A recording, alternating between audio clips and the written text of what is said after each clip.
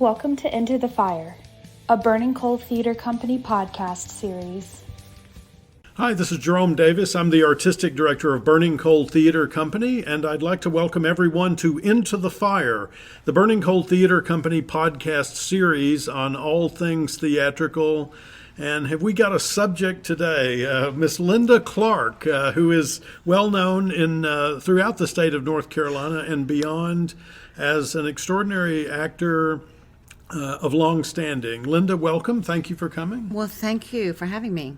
I believe the first time that we worked together was with Night and Day, the Tom That's Stopper correct, play? the Tom Stopper play.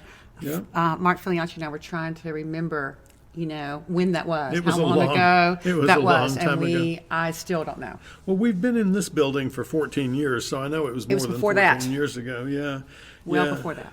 And Filiacci is in the Cherry Orchard with you, Yes. as is Steve Jones, who was in that production as well. Yes, we had a reunion. We all recognized each other right away, and That's great. That's so fantastic. it is. It's beautiful to see old friends, come back around on stage with you. Well, Lynda, I want to start out because so many people know your work, but I think very few of them know you. So I'd love to hear just a little bit about where you're from. Tell us a little bit about how you got started acting and what your trajectory has been. Well, as most people, I fell into it. I've always loved acting, and I've been doing it as a hobby on the side most of my life. My first show was Goldilocks and the Three Bears, and I was Goldilocks. You were Goldilocks. And I took it very seriously. Sure. Yeah. As one would. Yeah, well, it was mostly about the costuming that had to be according to my standards. But anyway, so that's how I got into it. And I was allowed to do theater, and was a great hobby in my little small town in Bartow, Florida, which is central Florida, about an hour south of Orlando. Okay. Heart of Florida. So, but I was thinking that I was going to be a lawyer, or that's really what my father thought that I was going to be. So that's what we were doing. And I was allowed to be in theater as long as I kept my grades up, but I was more and more interested. Then I was accepted to Wake Forest in the law. Very good. And the day before the classes started, I was going around campus to make sure I could find my way, and saw their theater building and thought, oh, I just want to walk in and, see what they got. And I walked in, and someone said, can we help you find something or someone? And I said, I just want to take a look around. And someone started giving me a tour, and then someone else added on, and then someone else added on. And it turns out that they had lost a person that was supposed to come and be part of the costume department. And there was a stipend, and there was money attached. And if they didn't fill that position, they weren't going to get the money. I see, yeah. And somehow they just talked me. I still don't really remember. You were 18, 17? 18? No, it was grad school. So grad I was school, okay. 21. Okay. And had a degree in English literature from University of South Florida. Yeah. And was young married my high school sweetheart. So I went home and made a phone call, and I called my parents, and I said, I got good news and bad news. Which do you want to hear? And the bad news was I had withdrawn from law school and had joined the theater grad school company, but I had a little job, and they were going to pay me a stipend, and my father did not take it well, and he is no longer with us, but I think he forgave me before the end of the time. And my mother simply asked me if anyone had given me anything to eat or drink while I was in the theater.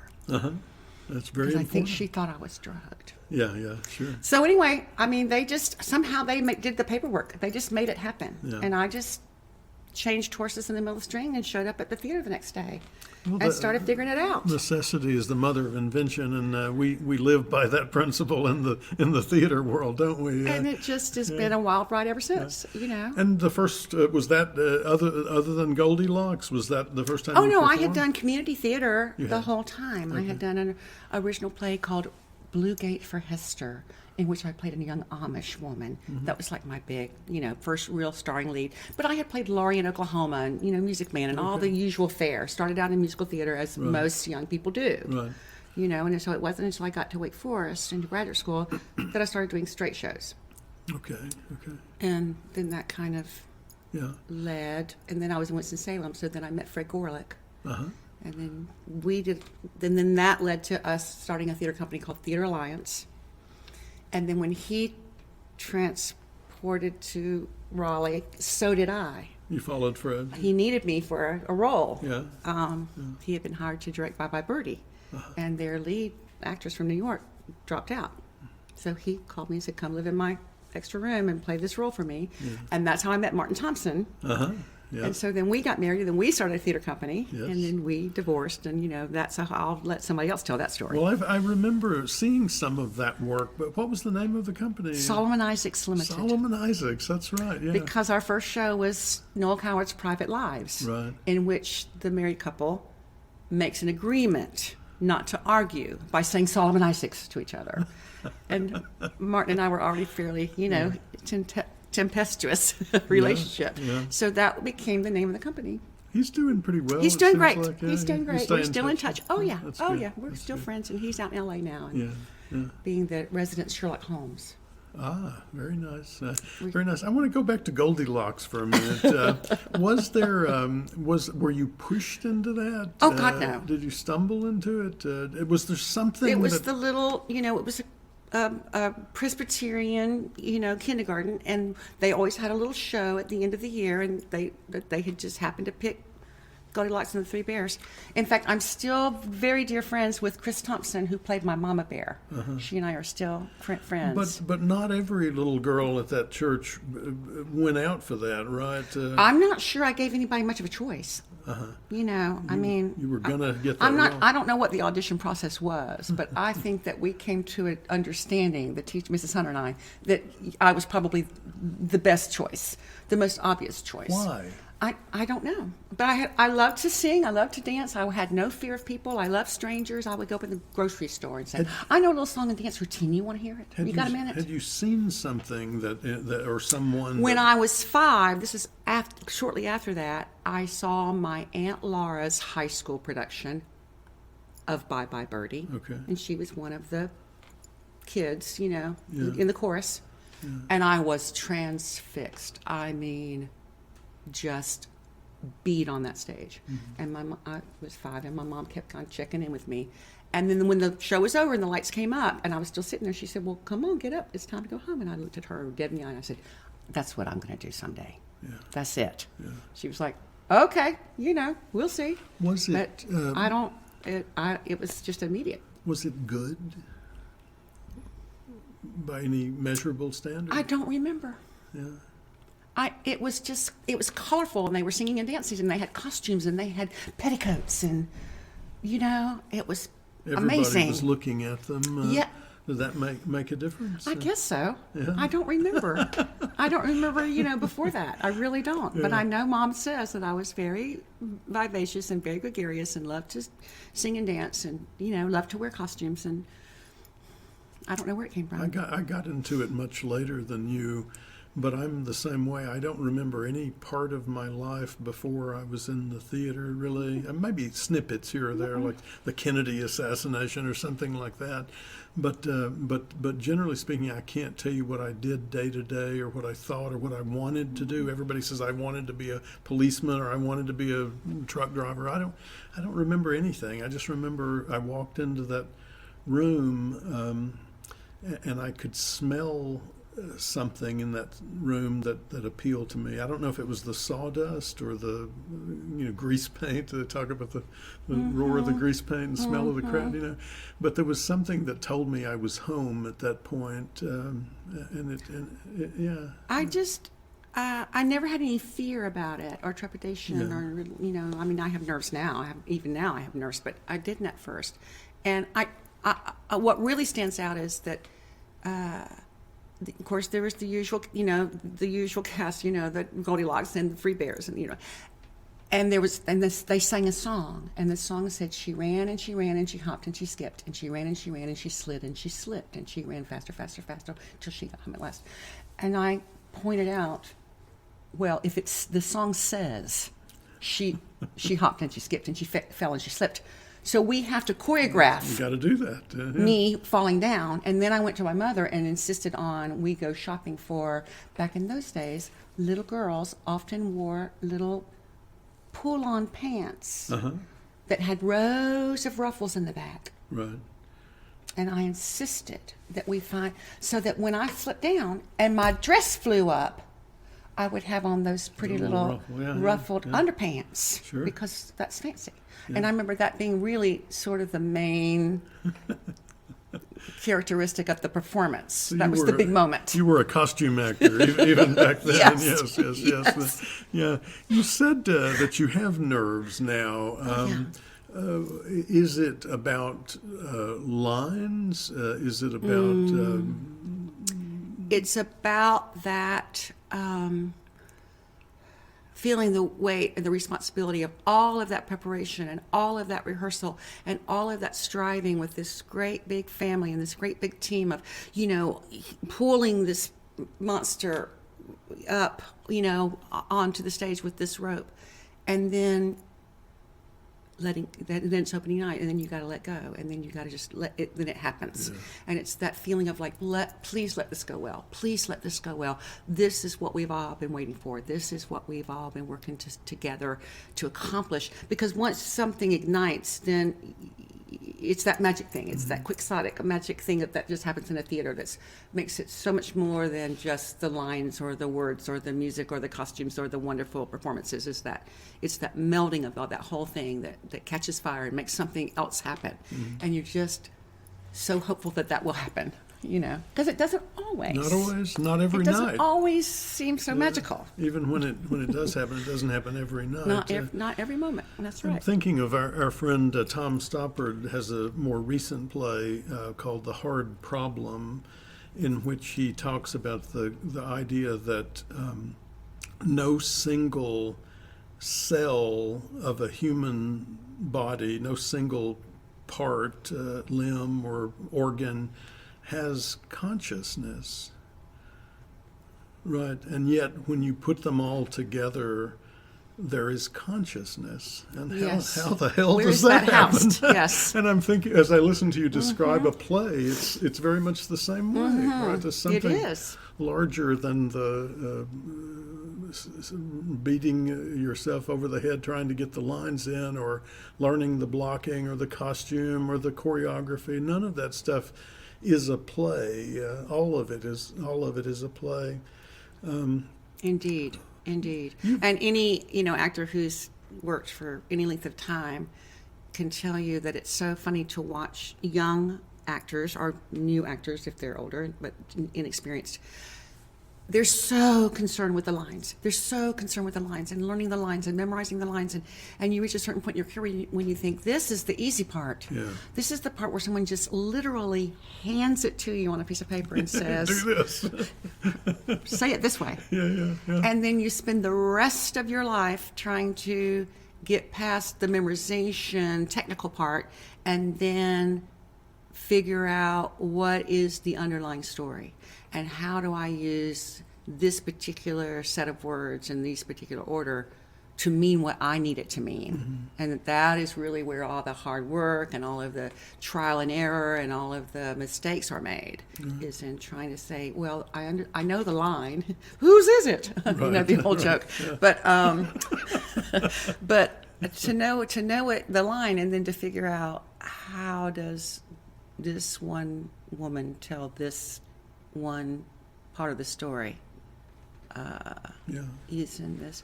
So I spend most of my time, I had an actor just now in rehearsal, who shall remain nameless, who came up to me and said, can you give me any tips about, how do you memorize? I know you do these, one-woman shows and these huge monsters with these. And I said, there is no secret. It's repetition. That's there is no trick. But I think the trick is to take your focus off making learning the lines be so important. Right. If I have anything to teach, it's that. As a teacher or a coach, the place where I start is, if you learn one thing from me, if you walk out of my class or training an hour with me, is that, the dialogue is the least important thing that's ever happening on stage, and that you have the ability to make the dialogue mean whatever you want it to mean. And is that is that arrived at upon first reading of the play, or upon discussion with the director, or when do you arrive at what you want it to mean? It's somewhere along that process. You know, you have that first, think about any play you've ever been, that first table read, and what you thought. Well, first of all, you receive a copy of the script and you read it yourself. Right. And it's very flat on the page. Yeah. And you're thinking, well, you know, is there more? Is that all I do? You know, is that, you know, blah, blah, blah. And then I say, and then you go and have a table read, and then you read it. And then you start going, aha, okay, now there's more to this story. And then just having the actors, having the different faces, you know, helps. But then you find out organically through the process of rehearsal, usually it's 3 weeks for me, it's the usual rehearsal period. Somehow in that 3 weeks' time, organically, by the time you get that play on its feet and you get into the space and you get in, all of a sudden everything's happening and it's rushing by you and it's all the props and the costumes and the final dress, it means something completely different by then. And that's that organic process as the lines become more submerged and less important, and the whole storytelling starts to take shape and override everything else. The immediacy of that storytelling, it always turns out to be something completely different, a different animal. Do you talk with the fellow cast members about that, or directors? Oh, yeah. As it's happening? Oh, yeah. So Randy and I had lunch yesterday, yeah. You know, and we talked about some things, and we kind of move in and out. You know how I do digress. So I do know that. Yeah. Everybody knows that about me. I have, I kind of float around and hit lots of different subjects. But through that process, you know, in and out, and everything, when you're in a play, that's just how it is for me. When I'm in a play, in rehearsal for a play, all of a sudden, everything in my life seems to be a coincidence or have some kind of attachment or some kind of illumination on that play. Yeah. Everything they mention on the TV, I can read a newspaper, the book I'm reading will mention the cherry orchard. Yeah. And I'll be, how does that happen? Like all of a sudden you're so, and it's not, I mean, maybe it is merely coincidence, but then how could it be? Maybe you're just more, aware of it or something. But anyway, everything has to do with whatever show I'm in. So right now it's all the cherry orchard. And so Randy and I had lunch yesterday, and then you and I don't have much tonight. I asked him yesterday, I said, can we do this once a week? Can I come to you as she becomes clearer to me, and then I just check in, and then he has a way of just saying, one thing or catching something that I do in rehearsal and just saying, I want to comment on that. Like, I know I could see you were on the right track right then. And that's so helpful, because then that opens another door and that opens another door, He's very perceptive. He is wonderful. Oh, yeah. I can't say enough good things about Randolph Curtis Rand, our illustrious director. Randy and I met in New York in a production that Rebecca Holderness was directing. I heard the whole story. You did hear that. That was one of the first things I asked him. I said, now tell me how you know Jerry. I've known you for, I don't know, 25, 30 years, something. I mean, I remember when y'all first came. Yeah, that would have been 26 years We were all young ago. and beautiful and talented and I had hopeful. far fewer gray hairs back then. And, me too. Yeah, it happens to the best of us. But so I'm curious. You've done work in film and television as well. I'm sure other mediums as well. Is there a difference in your mind between the work that you do in one of those mediums and another one, or do you find the process essentially the same for each? Oh no, I think they're very different animals, and how blessed are the ones that don't really have to make that choice. I think most of us at some point have to make that choice. The choice I made was I just love live theater so much more and find it so much more fulfilling and so much more interesting and entertaining than film. Unfortunately, it's really hard to make a living. Just the finances of theater is that, you've got to do something else. You've got to, and film work pays very well. Much better than this. And it's just so tedious. And you and boring. Yeah. And you don't have control. You don't have. You sit in a chair in the same dress for maybe days and days and days, waiting for them to get the setups and for them to include you in the shot. And then you've got your master, and then you've got your over the shoulder, and then you've got your point of view. And I have literally gone home from the acting sets and where I have worn my own dress, and went home and just threw that dress away because I never want to see myself in that yellow dress again. Interesting. So I find it very tedious, but I love movies. I love watching film, and I love, the dynamics of that and what that technology can do in terms of storytelling. But nothing beats being in the room every night. When they say live theater, they mean both sides of the footlights. Right. It isn't theater unless there's an audience. That's right. And that's that magic thing. That's that spark that I think is the fodder that makes the fire happen. Yeah. It's like a combustible situation. What is it that happens? Is it about the meaning of each individual play being communicated to that audience, or is there something more primal than that? Even, do you think? Well, I thought about this a lot, and everything about us as a family or a tribe or a community, the image of that group of cavemen camped around that campfire, which is the light and the warmth and the heat and the place that they make their food and the place that they tell their stories and the place that they celebrate their wins and bereave their losses. Safety. And all that. That's safety. Yeah, there's something very primitive about that, kind of thing. But I also just think that the other thing that I know about acting, about storytelling, is the more specific you can make your choice, the more universal it becomes. So there's this really subjective understanding that as you're telling the story, people out in the audience are going, yes, I know that, that's exactly right. Yes. And so if they're the ones who are like, yeah, she got it right. Right. Because it's their story.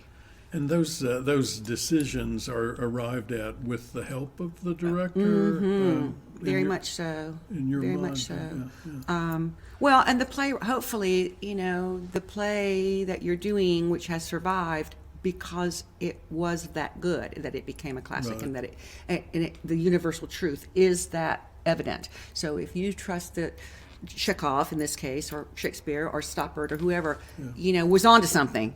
Yeah. And they had it, then you're trying to find that universal truth through your specific choices. Can you think of one moment in your career where you made a specific choice that you felt land in the audience to that degree? I mean, just a single choice.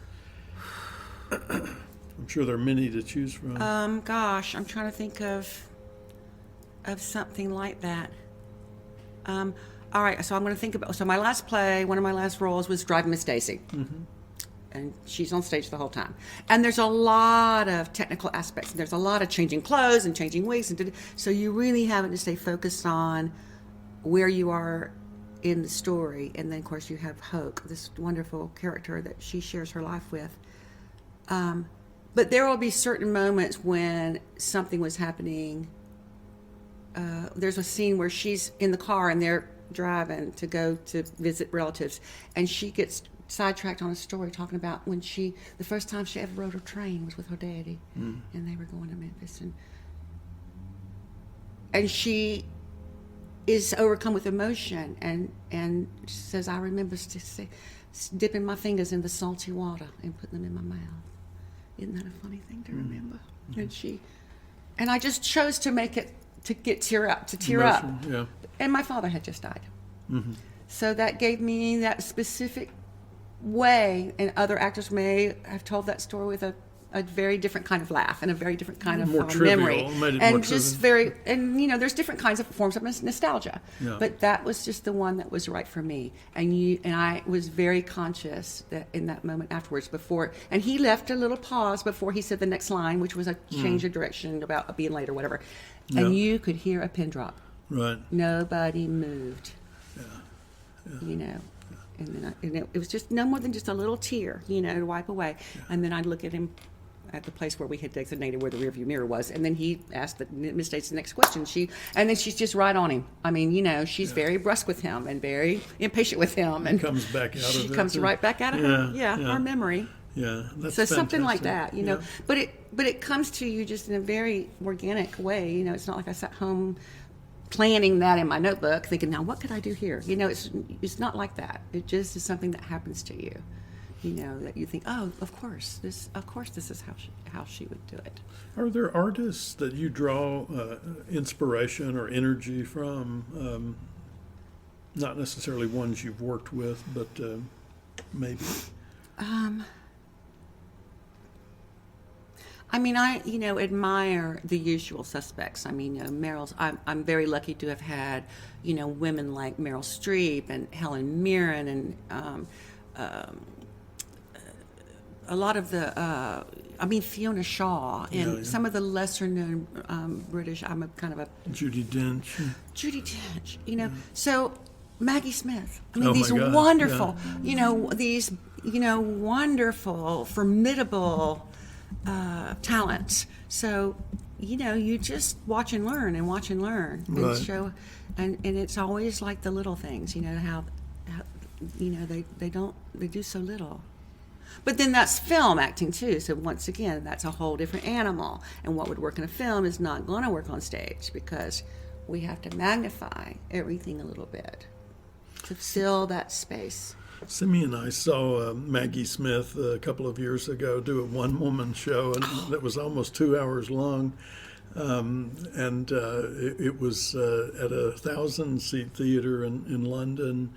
And it was a play about, I think it was Goebbels' secretary, a woman who had, a Dutch woman, if I remember right, who had been his secretary and had convinced herself throughout her life that she didn't know what was going on and that sort of thing. Oh, you'll have to look up the name of that play for me. Yeah. I'd be very interested in reading that play. It would be a good one I would for you. I'm always up for a one-woman show. Yeah.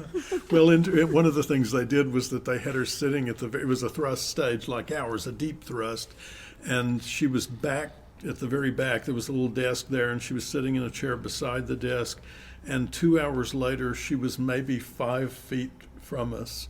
And very slowly that desk had moved forward imperceptibly, but suddenly you looked up and went, holy shit, she's right there. And it was such a powerful idea given what the subject matter of the play was. But just being in a room with somebody like that, watching them work, watching the specificity of their choices was one of the pleasures of my life as a viewer of art. Yeah.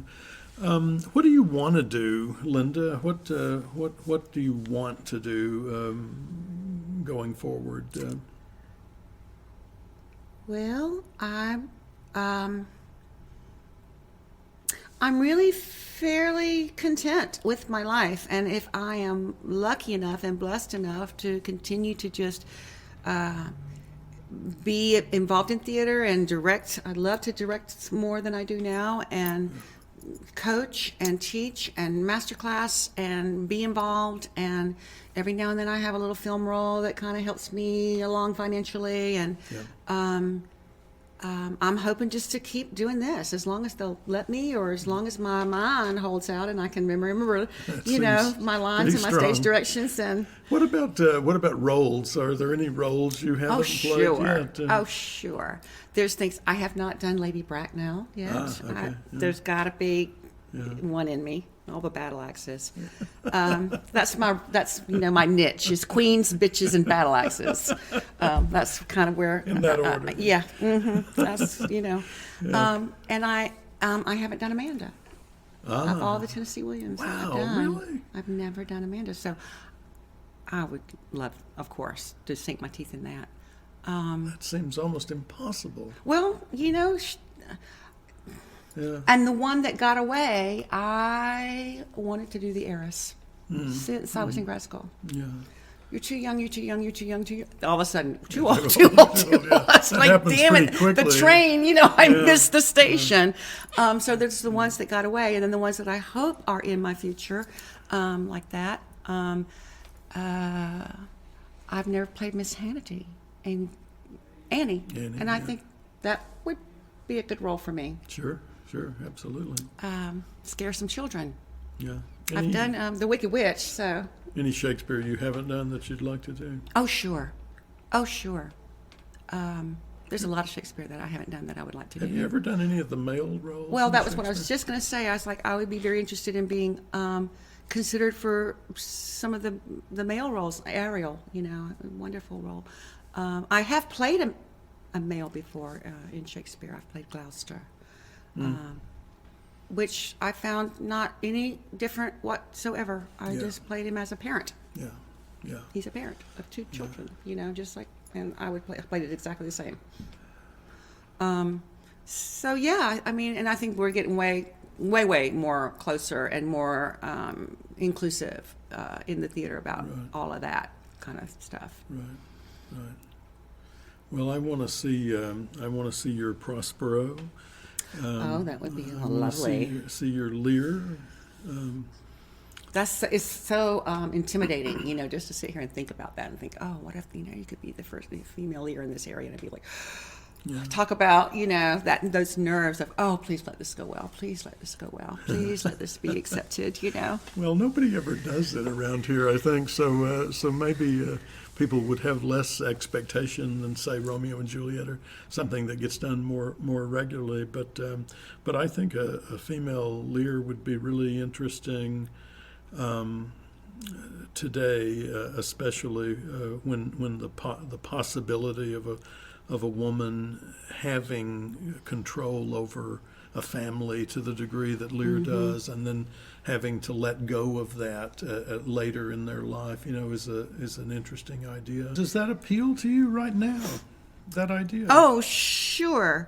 What my mind caught in that sequence was talking about the idea of letting go, and that seems to be kind of a theme that I'm exploring right now, and love, who is in the process of having to let go in the cherry orchard. in the cherry orchard, and the baggage and the past and her sins, and this idea of forgiveness and this idea of losing everything, in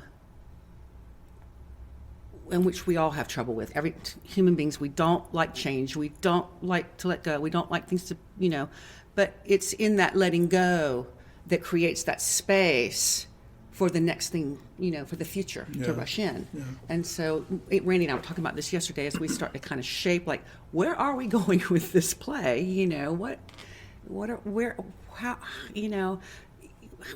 are we now, and where do we want to go? And it's this whole idea of this shedding and this jettisoning and this, what she thinks is so important, being, that's not what it was at all. There are productions of the Cherry Orchard where the family seems utterly unaware of what's happening to them. I think I hear you saying that that's not the take on this version. Well, what I can discern of her so far, there's a whole lot of denial going on. Yeah. Don't be ridiculous. How can you say that? What do you mean shut down? There's all of this sort of deflecting and this denial. But that's not the same as oblivious. Right. Yeah. She also has a very strong bent of what I call the Scarlett O'Hara syndrome, which is, I'm just going to think about that tomorrow. Yeah. I'm just overwhelmed tonight. I can't, Yeah. I'm going to have a little drink, go to bed. We'll, So there's a lot of that. She has a lot of that distancing going on, and just deciding that she's not going to worry about it, because something always happens. If you wait long enough, something comes along, and then things change, and then you don't have to make a decision because the decision's made for you. So there's a lot of that. Well, at one point she says, maybe we'll think of another plan. I don't know. I mean, maybe the house will fall down around us. Maybe, anything can happen. Let's just, something does happen. Sooner or later the decision is made, and it is out of her hands. So this is that old saw that not making a decision is a decision. Yeah. That's how we all end up in whatever hole we're in, and we learn to recognize the shape of that hole, but it doesn't mean we still don't fall in it sometimes. There's no more timely play, is there? Well, but see, that's what makes it a classic. That's why we keep going back and back and back, is because, he was on something. Yeah. And we recognize it when we hear it. We're like, The interesting thing to me is Randy has made a very interesting decision to perform the play with the local regional Southern accent. Right. Which gives the certain flavor, just the sound of that dialect and the sound of those words changes the meaning. And I definitely can hear, my mom and my grandmom and, people from my childhood, this is a play very much about childhood, say certain things that really strongly reference me into how, and into the choices that I make, these tiny little, what we're talking about, these little specifics that you make it so specific that it becomes universal, just a certain way of phrasing something or saying something. Southerners have a very unique sort of backhand way with a compliment or with a criticism. Yes. The whole bless your heart syndrome. Yep. So that has become very useful. Right. And it seems entirely in place in Chekhov's Tsarist Russia. It feels, to me, Well, it feels... it's like in this part of the, in Raleigh. So there's certain families, and we know what those last names are. Yeah. They're out in your lobby. Yeah. And it's not even about the money anymore. It's about the lineage and it's about the land. Yeah. And that's a universal truth. You can go anywhere and approval too. People feel like if there's a certain family and you have a certain, eyes on you and that you uphold, you have a certain reputation, you're not allowed to act like that. When I was a child, I remember my grandmother saying, you don't know who's watching you. You can't go into a McDonald's and people not know you're a Clark. Right. First of all, you wear it on your face. Right. I mean, when I was a child, women would come and say, you must be a Clark. You look just like your grandmother Jeanette, or something to that effect. And then I realized, wow, you don't get away with anything in a town that small. Small town, yeah. How small was your hometown? Bartow, Florida, at the time that I was a child, was probably, 4,000 or 5,000 people. Really? And there was very little, either your people were in the orange groves or they were in the mines. So what kind of mines? Phosphate. Bartow mined 2/3 of the nation's phosphate in the 60s and 70s. Which was it for your family? Land. Orange groves. Cattle. Okay. Yeah. The Clarks, very big. There was 5 families that settled Fort Blunt, which later became Bartow, and the Clarks were one of those 5 families. Interesting. I did a show in Orlando about 4 or 5 years ago. Very suddenly, I was called very suddenly because somebody had to drop out of a show that I had just done here, and I'd never been down there, and I was astonished at the beauty of the wildfowl in that area. I don't know if you saw that growing up, but nothing like that here at all. It didn't seem to me. It's inland is a very different thing than the border of the state, which of course in the 60s with the tourist industry and the beaches in Miami and all that just blew everything out of the water. Like all of a sudden it was just all about tourism. Yeah. But up until then, especially just slightly inland, it was a very country, very rural, very, we were called crackers. Yeah. The people that settled that land. And they were very pioneer and very basic and very down to earth, hardworking, salt of the earth kind of people. But the beauty of that land and that part of the country, which was one of the reasons why it was so hard to civilize, the further down you go, the swampier and the more pine scrub and the more dangerous and hot and nasty it gets. But, we made it work for us. Great swaths of the South have one or more such impediments, and I think maybe people underestimate when they think of the country. They think of it as being divided into 4 equal sections, but the Northeast, where the civilized folks live, is much smaller, much more contained, and much easier to manipulate, honestly, than when you get down to this part of the country. it's more open here, and so the people had to be bigger, I think, and stronger maybe. Lynda, A lot of grit. I can't. Yeah, that's right. True grit. I can't wait to see you in the cherry orchard. I'm holding back to come and see it till a full run at some point, but I will be at many of the performances, and I'm looking forward to it. And thank you very much for doing this. Well, I again. thank you wholeheartedly for this wonderful opportunity, and it's wonderful to be able to work with you again. It's been a while, a couple of years since we've, collaborated on something. So, it feels good to be back at Burning Coal and doing some stuff, and we'll continue this more to come collaboration, we hope. That's right. Okay, thank you. Thank you. Thank you for listening. This Burning Coal production is sponsored by the Classical Station. Listen at 89.7 FM or online at theclassicalstation.org. Our production of The Cherry Orchard will run from April 6th through the 23rd. For tickets and information, visit us at burningcoal.org or give us a call at 919-834-4001.